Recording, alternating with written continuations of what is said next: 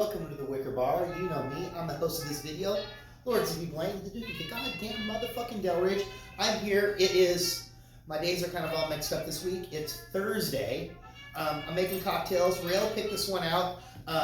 Did you hit like, subscribe, and share this with your friends? I know not everybody out there has bought a copy of the book we put out later on in the latter part of 2021, if you remember way back when. Anyway, click on the link below. Don't forget, share, like, subscribe, share this with your friends. Ding, ding, ding, ding, ding. Come on, you got a book. I need the the rush that one gets when I'm getting all of this attention. This one is called the Crimson. It's called the Crimson Martini. I don't really know that it's, once again, whatever. We'll call it a martini. That's what they're doing. I can't fight it. It calls for a ruby port. We did not have any ruby port. We did have this bottle of a port that we got a few summers ago while we were on a field trip around Washington, Oregon, staying at tribal casinos. We don't gamble, but we were just kind of checking it out. It was a social experiment.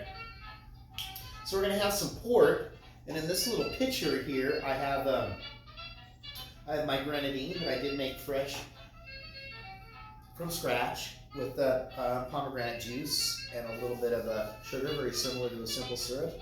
Been through that before. Right here I have some lime juice. And the only problem with this particular recipe is that everything was in a part, so they don't really specify for them what a part is. So for this one, it must be really small because for one cocktail, it calls for 6 parts of gin. So I'm not really sure what and I looked through the book extensively, they did not specify what a part is. So I'm just going to keep the 6 gin. I've kind of bumped up the other measurements, and hopefully what we shake up and pour into the glass is going to be palatable. Should we get going on this?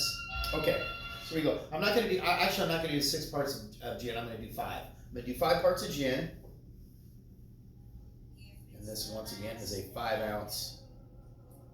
You know what? Actually, I'm doing 4. I'm going to do 4 gin. I'm just scared that these measurements are going to be way off. I'm doing 4 gin. I'm going to do one port. On that field trip that we were on, it was during the height of the COVID lockdowns, and there wasn't much open, but we did find this one winery. He was very happy for us to be there, and we bought a bunch of his wine. It was one of those places where the wine tasted better at the tasting than it did when we got home and opened the bottles. But we did our job participating. Are you looking at these? This is for tomorrow. This is another kind of pomelo. This is called a Valentine pomelo. Saw these, I gotta pick them up even though they're $5.49 a pound. So I've got 2 of these. I don't know, it's about a $6 fruit. It doesn't feel as pithy as the other pomelo. We're gonna do something with those tomorrow. We've got a couple of blood oranges left over here. Okay, focus. I got the port in there. And then we're gonna do 1 lime.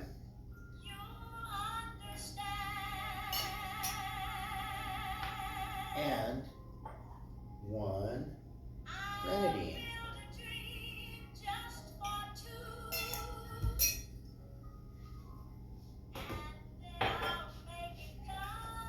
Maybe I'll make it come true for you, Rael. Couple of these cocktails tonight, I'll be your dream man. When your dream boat comes in.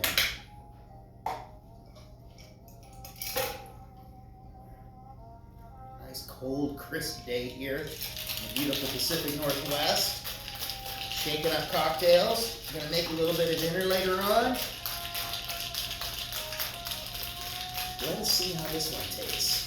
If you happen to be in the Seattle area, kind of a last-minute show with the rock and roll band Toe Tag and the other rock and roll band, the Accused AD, are going to be dusting off some oldies at Southgate Roller Rink in White Center, also known as Rat City, for you non-locals. It's a roller rink. You get to wear skates. I'm fumbling on my technique here.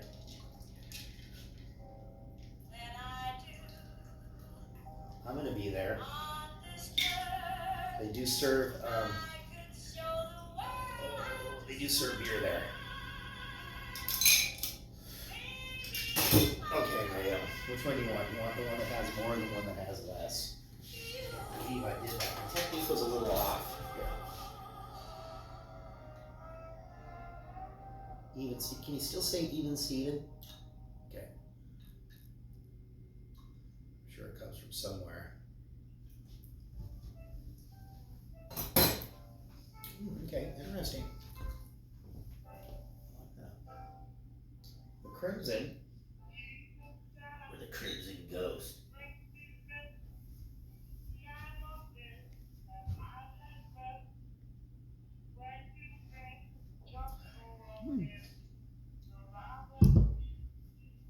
I think with the extra ingredients, I kind of mellowed it out a little bit. I think that's all right. I like that. That's nice. Well, thank you. One more cocktail. I stopped keeping track. I'm pretty sure that we've already reached our 200 cocktail, 200th episode. Like my glasses? Got these at Costco. See this right here? Green cabbage. We're gonna cook that up tonight. Look how they do that. They kind of stick the tag in the core of the cabbage. That's new. Because they're afraid you're gonna steal it. You know, because we're getting around to be St. Patrick's Day, so there's always a run on cabbage and corned beef, bags of potatoes, carrots, till the day after St. Patrick's Day when nobody does it. Rail doesn't like corned beef and cabbage, so I don't make that. Well, anyway, I'm sorry for ranting. Get outside, bundle up, it's cold out there. We don't want you slipping on any ice, or having any, mishaps, That's not a good time to clean your gutters. That's it. Nothing. I got nothing exciting. I'm making pork chops tonight. Tomorrow night we're doing something else. We might film tomorrow night. We'll see. Might have some happy hour guests. We'll see what happens. Well, and I'm gonna do something tonight with these potatoes. They're on the last leg, but I can't throw them away. Trying to get away from that. Trying to keep the landfills clear of all this leftover wasted food. No wasting here.